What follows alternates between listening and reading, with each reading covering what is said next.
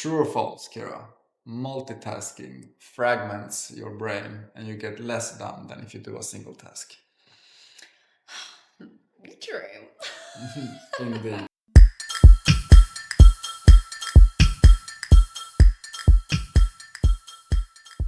Have you found yourself sitting on ChatGPT, listening to a podcast, and Checking reading your emails at the same emails. time? Maybe having your phone in your lap as well, so Yeah. you can't be seen on the Zoom call that you're actually attending that you don't need to. Also checking something for the family, like Googling. It's Yeah. fragmented. What do you feel that does to your focus and your ability to stay on track? That actually makes me feel very anxious and scattered. Yeah. And something I notice is when I'm in that state, I start moving quicker and everything becomes quite frantic. And that's when I end up like, stubbing my toe, dropping something. It makes me very anxious and frantic, and then it's a domino effect. Would you say that multitasking then would be a stress factor? Absolutely.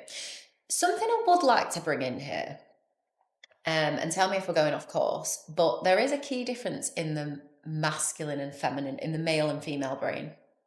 When it comes to multitasking? Exactly. I mean, we have more dominant prefrontal cortex and you have more dominant amygdala? Or? Yes and no. I'm sure that plays into it, but men are typically more single-pointed focus, aka they're focusing and engrossed in the task they're doing, which is why biologically a man could easily kind of phase out a crying child, for example, in the distance. I would also like to side note here, single-pointed focus is one of the final steps before you reach enlightenment in yoga. But that's a side note. Side note. And women have a more diffuse consciousness. And that's why generally when I walk into a room, if things are out of place, aka your socks, everything screams at me. So I think that's important just to tie in, because I think maybe because of that diffuse consciousness, women are better at multitasking, but then use it more as an excuse. And I don't think anyone should promote multitasking, even if, you can do it, or, women can do it a little bit better than men. I still don't think fragments your focus. Yeah. It's a big causer for stress. Yeah. And it lowers life quality in general. Trying to pedal many balls at the same time. And it lowers productivity and results. It impacts results massively. That's something that isn't spoken about enough. Yeah. I think let me see. Let me get some facts up here. The stats. Let me get the stats. Stats and facts. Facts and stacks. Okay. Stacking them stats. Okay, stop. Here is from his mouth himself. Leaders who practice deep work, EI single tasking, are 3 times more effective in high-stake decisions. And companies implementing focus practices like email-free zones or focus hours reports 20% productivity increase. So here's a few stats. Just pause there. We reread that first one so we can really let it marinate. Leaders who practice deep work, single tasking, are 3 times more effective in high-stakes decisions. And I guess that would tie into what I said about this scattered mind, like fragmented tasks, scattered mind. That isn't the optimal state to go into any decision, let alone high-stakes decisions. Coming into a meeting, you're hiring somebody, you're firing somebody, you're creating a partnership, but you are stressing around like a headless chicken, bouncing your toe and spilling on your coat. Yeah. You're not showing up like the man of the hour. Or the woman of the hour.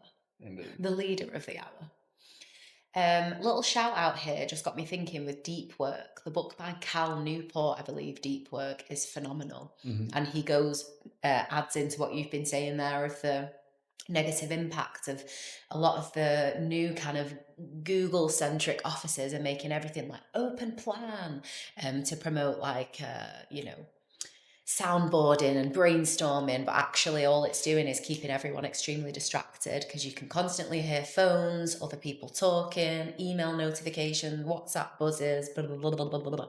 I mean, how can you get high quality work done in that environment? Indeed. And when you were in this kind of environment and when you were in that kind of mindset that like, okay, the more I do, the more balls in the air that I can pedal, the more I'll get done, what would be some of your objections or rationalizations in your mind for keep doing that kind of thing? Yes, really great question. I think the main thing is just there's so much that needs to be done.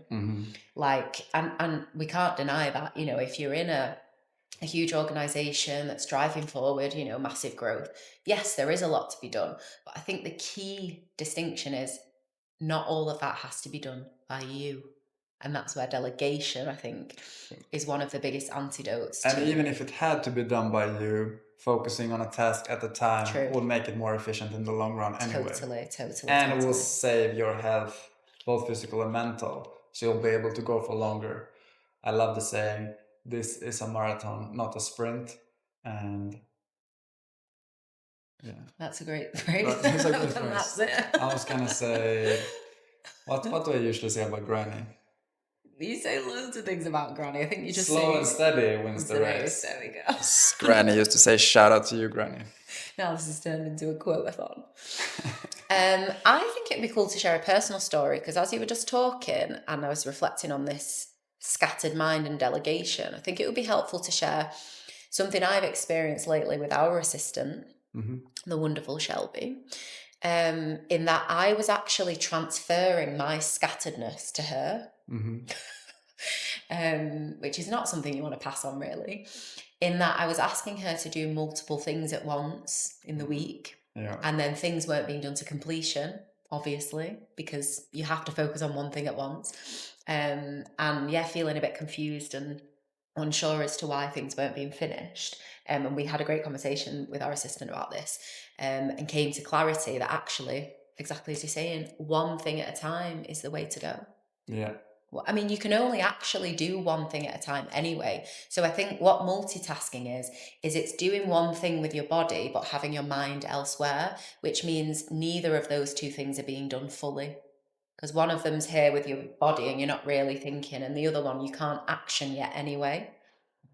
So by focusing on a single task and not being a multitasking machine, you'll also practicing being present. Yeah, absolutely. Single-pointed focus. Which is a gift in itself. And that's why they call it a present or the present. Cheesy! But enough about that. I was going to say, what would we want the listeners to do for the week? I think you had a great suggestion when we were chatting about this beforehand, and that would be practice implementing deep work into your daily tasks from right now or tomorrow if this is in the evening. So that could look like setting a 25-minute timer. So you focus on whatever your given task is intensively for 25 minutes. When the timer goes off, you take 5 minutes to break the pattern, maybe get some fresh air, drink a glass of water, take some deep breaths. Do some gentle breath works. Yeah, active recovery, as we spoke about in the previous episode. Do something to rejuvenate and just kind of refresh. I used to sometimes get up from my desk and just stand outside and like shake and take some deep breaths, or just kind of get some fresh air in the lungs, you know, break away from the desk. And yeah, I'd say try and implement that even 1 or 2 days this week and see what the comparison is for the completion rate and the results that you get from the work that you're doing.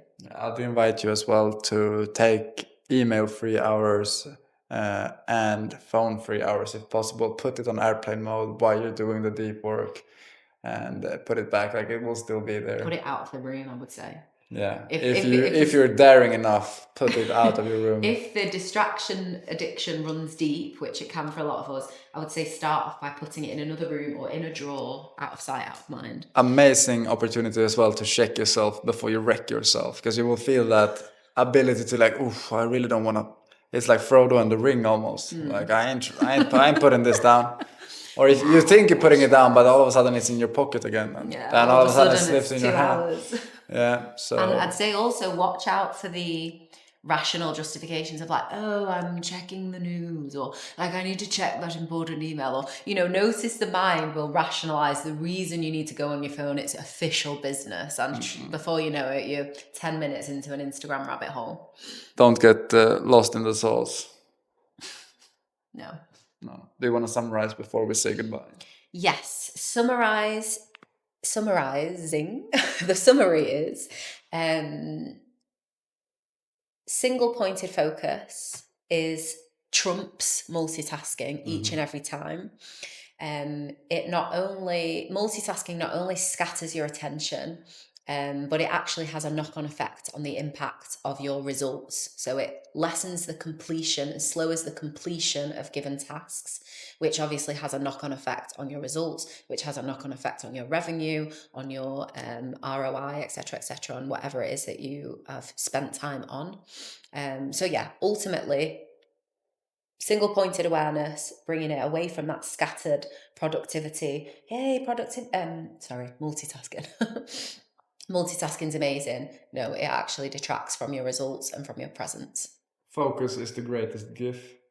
With focus, you can get things done. You can get things to completion. You're being able to navigate through this world and through your tasks with focus. Multitasking is the #1 killer of focus. Yeah, that was a much better summary. We'll probably cut my summary out. Perhaps. I'm glad you said it and I didn't have to. I'm grateful for that. So to practice and enhance your focus, you make sure this week that you practice single focus tasks. So, okay, right now I'm doing this task. I won't have 6 different things open and listen to a podcast and attend a Zoom meeting whilst I try to write my business plan out on ChatGPT. Hustle and bustle in all glory, but it will kill your productivity, your creativity, and your it soul. will suck out your soul. So avoid multitasking if possible.